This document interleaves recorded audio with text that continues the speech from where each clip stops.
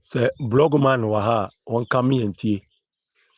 Empanimfo no kohyia ye no Mr. Techi Ahin.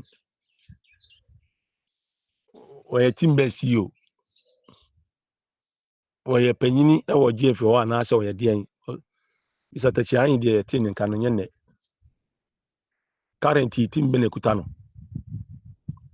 Aya na ye ka kire ye nkrofo mo a se ayi kotoko ye nye smallish na mpanimfo na ebenya no so na se enya mpanimfo a ometima suit yen no mate football na se.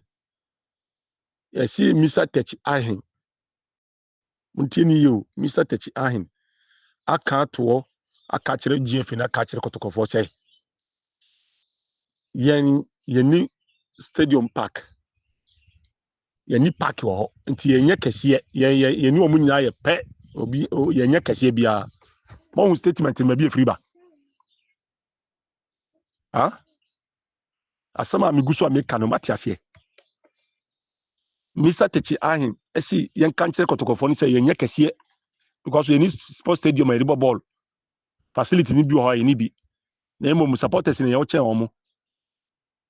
Sana Mr. Techi Ahin say yan kan kire ye o say yenye kase bia ya boa omo no mu ye say ye kase enti ye ko na be wo ye sika de bia sa ma hu ba bia sources ni ade ni free ba afena mo beti de me kana say empanifo na say boycott sa statement ni free Mr. Techi Ahin ya anumu no ano ezekotoko for choro letter edi to paper so kikikikiki free na Ghana football ya twam sa Mr. Techi Ahin timi be jira ka say kotoko nye kase bia bi mu a ana me kotokofo bia mfra omu so mu ya kase for Ghana soccer mu a because of say any stadium any park bi wo ha what you asem oka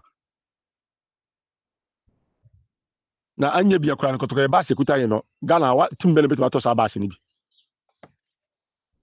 omu se enye kese supporters sekuta ye no